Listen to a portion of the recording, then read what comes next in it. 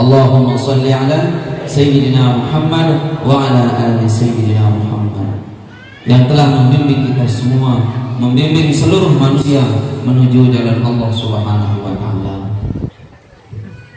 Jamaah sekalian, hafizani wa iyyakumullah, di dalam pelungguh semua selaku hamba Allah yang ahsanal khaliqin, Maha suci Allah yang menciptakan sebaik-baik ciptaan bagi manusia itu. Pelungguh niki memiliki 3 unsur penciptaan, dan langsung penciptaan itu ada penamaannya. Yang ini namanya, kalau organ yang ini namanya. Dan itu memiliki kekuatan. Ya.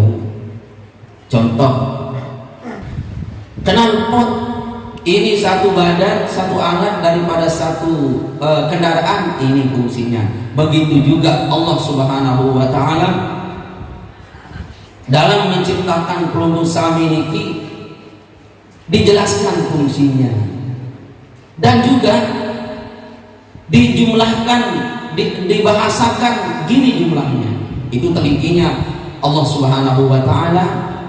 Dan kalau paling banyak, itu paling banyak fungsi yang untuk mendekatkan pemahaman kepada tiang pelungguh niki.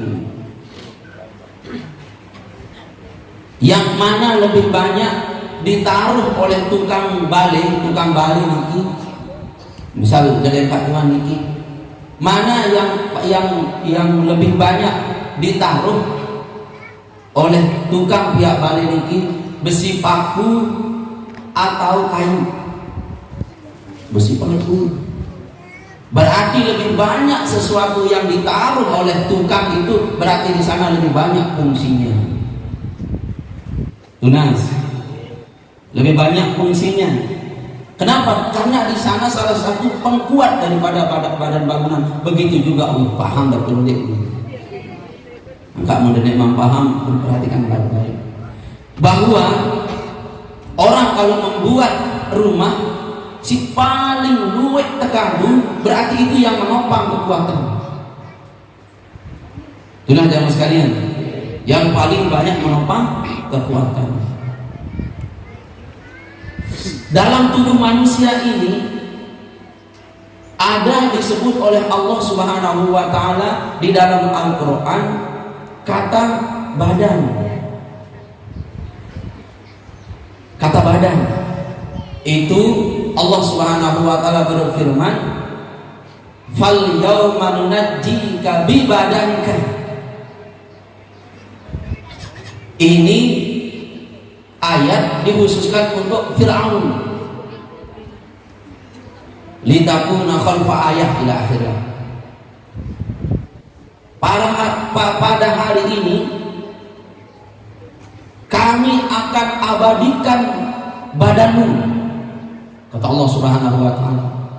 Muminya itu, badan itu kami akan abadikan untuk jadi saksi bahwa ada hambaku namanya Fir'aun yang mau menyaingi namaku Allah ilahi rabbil alamin.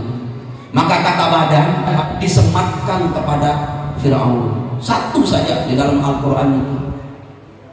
Kalau berbicara badan di dalam Al-Quran sebiji doang untuk Fir'aun. Ini pertanda bahwa kata badan itu nimbau terkabung dengan lain, karena itu Fir'aun sebut. Belum punya badan? Punya badan kan? Jangan seperti badan Fir'aun. Jangan seperti badan Fir'aun. Allah katakan pada Fir'aun itu bi badanika. Pada hari ini aku abadikan badanmu wahai Fir'aun, supaya jadi saksi bahwa ada hamba yang sangat jahat di permukaan bumi namanya Fir'aun. Berarti penamaan badan itu cuma satu dalam Al-Quran. Ada juga pelungguh punya jasad. Apa beda badan dan jasad? Beda. Badan, mohon maaf jamaah sekalian, apa beda mata di penenteng? Apa beda? Lamun dia beli kacamata, kaca penenteng, kacamata. Pak, aku beli kaca penenteng. Mana yang kita pakai? Beli kaca mata. Nah, kalau kita kasih lebih katanya sekarang menjadi lebih bagus enggak atau lebih jelek? Anak mata lebih sama dengan Allah Subhanahu wa taala. Nek kayu dia ucap pelungkum kena badan kecuali Firaun. Karena pelungkum ahli istighfar, pelungkum satu di sisi Allah Taala, satu di sisi Nabi. Allah tidak kasih nama pelungkum mengatakan di badan. Makanya Allah berfirman cuma satu kata badan khusus untuk Firaun. Berarti fungsi badan tidak begitu bagus. Di dalam Al-Quran juga ini tubuh Allah sebutkan juga dengan kata jasad. Pada surat Al-Anbiya ayat 8 Allah juga memakai kata jasad. Pada surat Shad menghitab Nabi Sulaiman, wa laqad fatanna Sulaimana wa alqaina 'alal kursiyyi jasadan sumana. Coba kita perhatikan ada apa Allah memberikan kata jasad ini. Dalam rangka apa Allah memberikan kata jasad? Ya, dalam rangka 4 perkara. Ada 4 redaksi itu. Pada surat Al-A'raf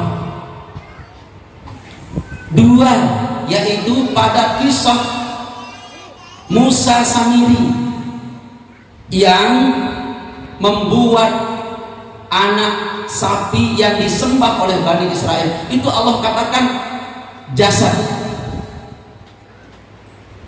Allah sebut apa? Anak sapi itu Allah sematkan kata jasad.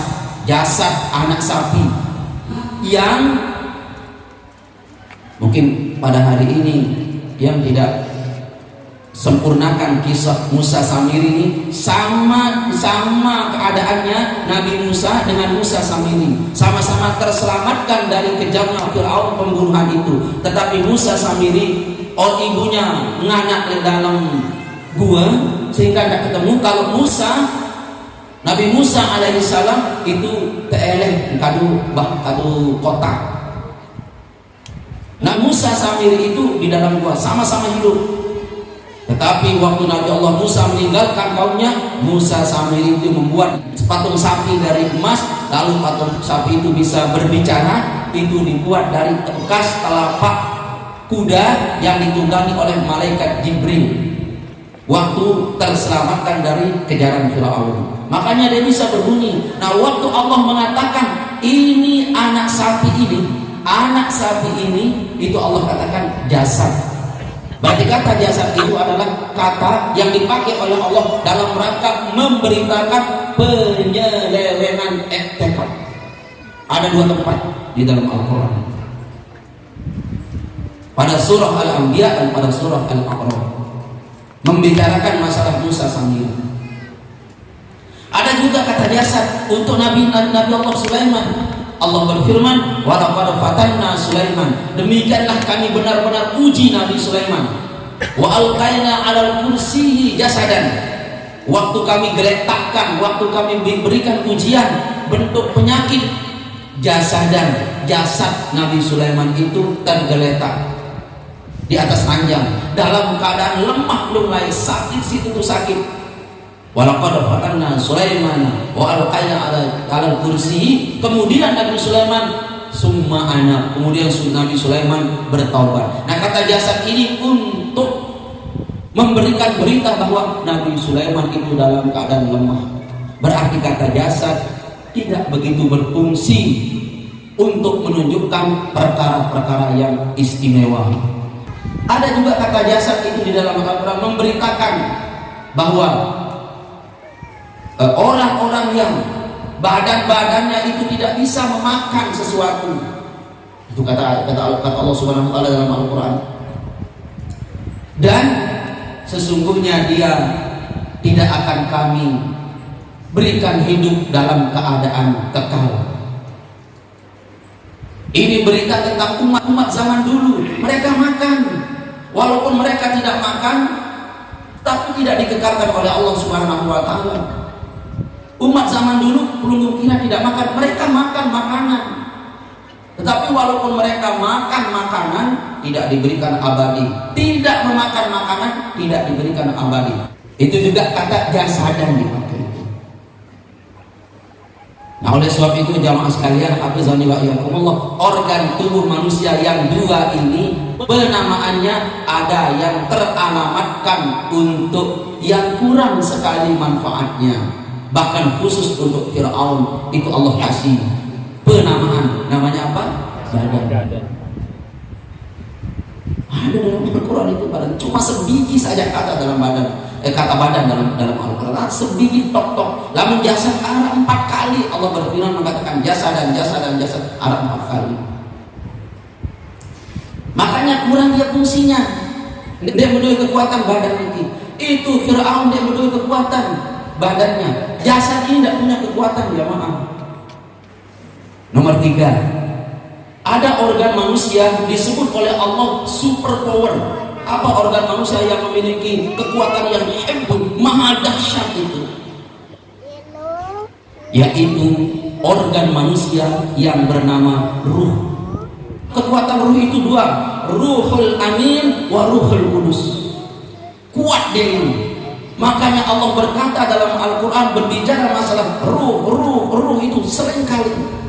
Banyak dalam Al-Quran, lebih banyak kata ruh dalam Al-Quran daripada kata badan maupun daripada kata jasad. Kenapa? Karena di awal yang sampaikan tadi, kalau sering sesuatu itu disebut berarti manfaatnya banyak. Ada juga yang 1 kali, 2 kali saja kita sebut, kita tidak mau pamerkan karena dia sangat kita rahasiakan. Ada juga itu dalam Al-Quran, ada itu. Ruh itu memiliki 2 kekuatan, ruhul kudus dan ruhul amin. Nah, ini jamaah sekalian, kita semua punya ini, semua ibu-ibu punya, tiang punya semua, tetapi tidak semua kita mampu memiliki kekuatan ruh itu. Badan kira lalu kekuatan badan itu tidak kuat badan, itu Fir'aun yang punya. Waktu Fir'aun berkata ana rabbukumul a'la, Allah lemahkan itu tubuhnya, badannya sampai sekarang. Jasad juga tidak. Yang paling kuat dalam diri ini jamaah ruh yang paling kuat. Makanya dia harus punya guru ruhani. Ruh itu karena memiliki kekuatan yang sangat luar biasa jamaah. Nama kekuatan ruh itu adalah kekuatan Al-Amin atau kekuatan Ruhul Kudus. Coba yang mau jelaskan sedikit belum apa itu kekuatan Ruhul Amin? Bisa waktu Ruhul Amin, jamaah sekalian, hafizani wa iyyakumullah. Ini kita punya kuat, dia harus punya, belum harus punya jamaah sekalian. Harus punya. Ada guru Imam Syafi'i namanya Syaiban Ar-Ra'i. Ini guru Imam Syafi'i. Beliau ini Syekh Syaiban Ar-Ra'i rahimahullahu taala anhu tukang ngarat. Apa bahasa tengah tukang ngarat? Kan tidak malu guru, nimplungum itu guru serangan di bejubah, serangan di bejubah, serangan di semet, iya bayar pun satu baru kau. Tidak usah, lihat Imam Syafi'i, guru beliau apa? Syaiban Ar-Ra'i, itu Syaiban tukang ngarat artinya. Coba perhatikan pula, dulu Imam Syafi'i punya guru perempuan lagi. Belum tidak ada guru perempuan, jangan malu berguru jamaah sekalian. Kalau memang itu ahlinya, kenapa tidak?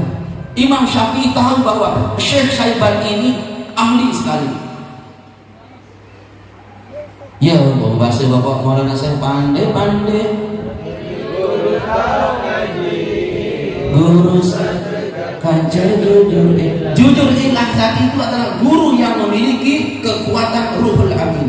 Ini Syekh Syaiban Ar-Ra'i ini memiliki kekuatan. Beliau Syekh Syaiban ini lamun milih mandi, kalau mau mandi di musim panas di nara air, beliau keluar dari rumahnya lalu berdoa nyerang kaki doang niki jamaah sekalian, mengepul ukep, lalu jatuh hujan khusus sebatas awak doang, iya dan dari air itu saking memiliki kekuatan ruhul amin, khusus sekedar awak isi terik ini doang. Dia udah habis bersih, hujan pun hilang.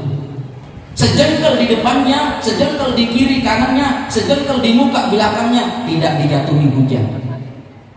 Ini keramat daripada gurunya Imam Syafi'i. Ini orang memiliki kekuatan ruhul amin. Mulai dari Nabi Musa lah. Kalau Nabi Musa itu memiliki power, kekuatan ruhul kudus, ruhnya itu sudah al-kudus, kekuatannya al-kudus. Nabi Musa itu jamaah sekalian, nek dua keseriuk si sebinian petangga setahun. Nabi Musa itu tidak pernah dilihat oleh istrinya petangga setahun. Siapa itu? Istrinya Nabi Musa tidak pernah melihat muka suaminya 40 tahun. Kenapa jamaah sekalian? Karena Nabi Musa bercadar terus bercadar Nabi Musa. Lalu pulungun bercadar. Nabi Musa itu beliau yang bercadar. Kenapa? Itu ulama meriwayatkan bahwa kalau muka Nabi Musa itu dilihat oleh orang bisa buta. Orang bisa buta itu. Bahkan ada riwayat mengatakan orang bisa mati melihat muka Nabi Musa. Makanya beliau tutup terus. Kenapa begitu? Ini kekuatan Ruhul Kudus namanya. Magnetnya kuat. Akhirnya sebinian Nabi Musa menihulin. Dia bilang kan-kannya tinggal dunia niki. Tunas niki. Ya serius ruan pelumpuh. Iya bahasa sebinian Nabi Musa. Kata Nabi Musa, iya, tetapi hati-hati, jangan, kalau bisa nggak usah. Nek ya Allah, 40 tahun tak buah bareng, nek baik serius muka dulu, baik kan tak apa. Lalu Nabi Musa mengangkat cadarnya, dilihat oleh istrinya, seketika istri Nabi Musa buta. Kuat aura muka Nabi Musa. Itu kekuatan ruh itu jemaah sekalian. Lalu buta istri Nabi Musa alaihissalam. Maka meninggallah Nabi Musa. Lalu Nabi Musa berpesan kepada istrinya, wahai adikku sayang, kalau kamu ingin aku jadi suamimu di surga, kamu harus jalani dua perkara. Lamun ndek gawe si dua perkara niki ja ahli, ndek madai ndek kapan untuk surga. Bahasa Nabi Musa.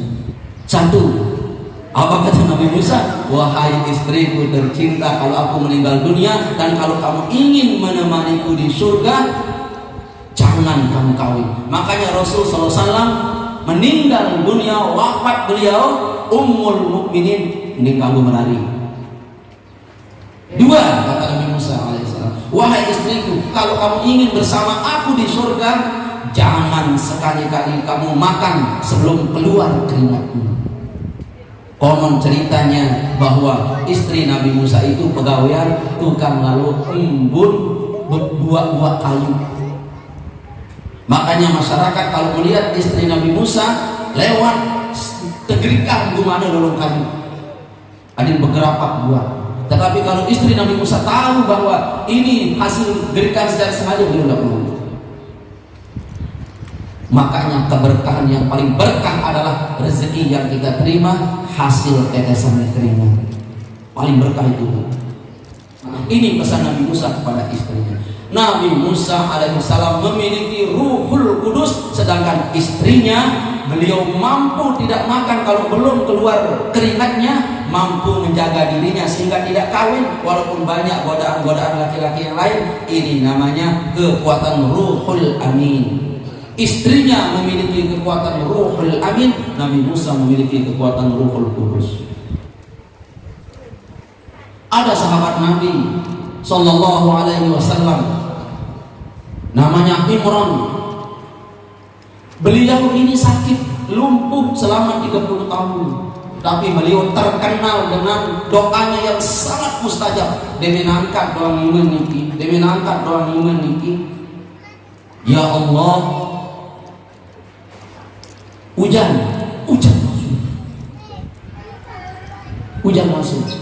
Ya Allah, buat ini jadi emas, langsung jadi emas. Makanya beliau terkenal, sahabat Nabi ini terkenal dengan kekeramatannya, doanya yang mustajab. Dinarat dengan badira, dia berdoa dan langsung selesai masalah itu. Beliau berdoa kepada Allah waktu wudhu. Beliau berdoa, Ya Allah, izinkan tubuhku sempurna sehingga wudhuku bisa tertunai dengan sempurna. Nah, dia wudhunya sehat, dia wudhu tahu apa lagu badan dia merasa selesai, langsung stroke lagi, mati stoik oleh atas sampai bawah dia mati stoik ketek. Lagu badan dia menuduh, dia berdoa kepada Allah, Ya Allah, gunakanlah diriku, kesehatanku sehingga aku bisa wudhu dengan sempurna. Dia menara waktu sholat zuhur misalnya, beliau sehat langsung berangkat belajar jeding tanpa terdenden-denden. Selesai wudhu lagi sakit. Begitu selama 30 tahun. Bertanyalah sahabat yang lain, wahai sahabatku, kenapa kamu tidak minta sehat kepada Allah? Kenapa kamu minta sehat waktu wudhu saja? Beliau berkata, sahabat Rasulullah ini berkata, wahai sahabatku, dengan anugerah penyakit ini, stroke ini, aku memiliki kesempurnaan dan kebahagiaan yang tidak ada batasnya. Sahabat heran, kenapa kamu stroke? Kamu katakan paling bahagia. Benar. Bagaimana aku tidak berkata seperti itu? Gara-gara penyakitku ini, banyak orang datang menziarahiku. Sahabat-sahabat yang lain menziarahiku. Dan kamu tahu ya, gara-gara penyakitku inilah semua para malaikat datang menziarahiku. Makanya aku tidak mau sehat. Aku tidak ingin bermohon agar Allah sehatkan aku. Aku tidak ingin. Dengan sebab saya stroke ini, banyak malaikat yang datang ziarah kepada aku. Makanya penyakit ini adalah penyakit yang membawa berkah bagi diriku. Nah, ini namanya memiliki kekuatan ruhul amin. Mampu bahagia, padahal orang lain dia katakan menderita. Kalau ruh memiliki kekuatan ruh, sakit itu bahagia. Makanya kita manusia kuat jamaah. Yang kuat apa? Ruh kita yang kuat. Ruh kita yang kuat. Badan kita tidak kuat. Jasad kita tidak kuat. Habis dimakan ular kalau mati. Nabi Sulaiman walaqad fata ala kursi jasadan. Atas kursi tergeletak dalam keadaan lemah jasadnya. Kalau ruh, no way. Kuat kita. Makanya jamaah sekalian, hafizani wa iyyakumullah, selagi kita memiliki ruh itu kuat, apa yang tidak Allah izinkan? Allah izinkan. Ruh itu diabadikan oleh Allah Subhanahu wa taala. Ruh itu 21 kali. Karena dia berfungsi kuat itu jamaah sekalian. Nah, oleh sebab itu kita punya kekuatan ruh. Nama kekuatan ruh itu dua, Ruhul Amin dan Ruhul Kudus. Tinggal satu yang mau ambil contoh. Kalau Ruhul Amin ini perhatikan. Di zaman Umar bin Abdul Aziz ada ulama yang sangat luar biasa sekali. Ulama ini punya anak laki-laki. Semua ilmu anaknya dia catat. Setiap pengajian abah nulis doa anak ini, hingga pengajian abahnya dia bukukan jadi satu. Dia berbakat di karya ilmiah anak ulama ini. Dia minum berbentuk jadi buku, sehingga orang banyak membaca. Tidak ikut pengajian orang bisa baca, tidak ikut pengajian orang bisa baca. Akhirnya setelah ulama ini menyodorkannya ke Umar bin Abdul Aziz, Khalifah. Assalamualaikum ya Khalifah. Waalaikumsalam. Ada apa anak muda? Wahai Tuan Khalifah, ini saya buat kesimpulan pengajian ayahanda tiang ini. Dibuka oleh Umar bin Abdul Aziz. Subhanallah, kebelahan luar biasa hasil. Lalu selesai dia telaah, ini buku luar biasa, ini risalah yang sangat luar biasa, ini makalah sangat luar biasa, bisa bermanfaat kepada umat. Akhirnya Umar bin Abdul Aziz mengirimkan uang kepada anak ini 300 dirham. Ayahnya heran, wahai anakku, ini uang dari mana? Wahai ayah, saya bukukan semua pengajian Plumbung. Saya tulis pengajian Plumbung itu, lalu saya bukukan jadi satu, dan hasilnya berbentuk kitab, berbentuk risalah seperti ini. Makanya saya sodorkan kepada Khalifah, dan Khalifah sangat kayun suka reda oleh hasil tulisan tiang ini. Maka Khalifah memberikan hadiah kepada tiang dan kepada Plumbung 300 dirham. Nabi jawaban ulama ini, inna lillahi wa inna ilaihi raji'un. Lalu beliau menjual semua sawahnya, pekarangannya, ternaknya, semua dijual. Banyak 300 dirham jamaah, miliaran itu. Ontanya, betelnya semua dijual supaya terkumpul 300 dirham. Lalu setelah terkumpul 300 dirham, dia kembalikan ini uang kepada Khalifah Umar bin Abdul Aziz. Kenapa? Tidak mau memakan harta berbentuk yang modelnya seperti ini. Dia katakan ini tidak baik, hadiah ini tidak baik. Tidak mau. Kamu seolah-olah menjual hasil ilmuku. Tidak mau. Kamu ini menjual ilmuku. Tidak mau saya terima uang ini, wahai anakku. Kembalikan ke Umar, ke Khalifah. Dikembalikan ke Khalifah. Ini orang memiliki kekuatan Ruhul Amin, menjaga amanah dalam ruhnya. Ruhnya mampu menjaga amanah, tindik, rapi, hati-hati. Di ulama zaman dulu. Lamun Plumbung sekarang niat proposal lu pun ajak siswa 10 jadi 20, kelas 2 menjadi pitu. Di mana bisa Plumbung memiliki kekuatan ruh? Main lele keramat, padahal Plumbung. Mana kekuatan Ruhul Amin? Coba baca Al-Quran, telaah itu Al-Quran. Apa makna Ruhul Amin, Ruhul Kudus? Apa maknanya? Ada tak dalam diri saya? Kembali ke Al-Maghfurah, pandai-pandai memilih guru yang memiliki kekuatan Ruhul Kudus wa Ruhul Amin. Ruhul Amin itu adalah kekuatan hati yang mau menerima apa adanya. Lambat-lambat wajari aula madrasah, tetapi murni hasilnya dia segede-gede proposal ukurannya 4/5 diukur 10/7. Bagaimana bisa? Wahai saudara-saudara tiang seperjuangan yang saya cintai, yang Anda cintai, tolong hentikan itu kalau ada di majelis. Saling beringat, saling ada. Kita harus memiliki kekuatan Ruhul Amin. Rugi Ananda membentuk majelis ruhani kalau belum melabrak sistem-sistem yang sudah Allah gariskan dengan Rasulnya Allah gariskan. Rugi Ananda membentuk, sudah 20 tahun majelis ini terbentuk. Dede angka aja supaya yang belum memiliki, kita semua memiliki kekuatan Ruhul Amin saja. Kalau belum masih menjidiplah pembohong di atas kertas, proposalnya bukan jelek sih proposal, bukan, auzubillah bukan, tetapi silahkan, tetapi apa adanya. Jangan lebih-lebihkan, jangan kurang-kurangkan. Itu kecerdasan kita adalah Ruhul Amin.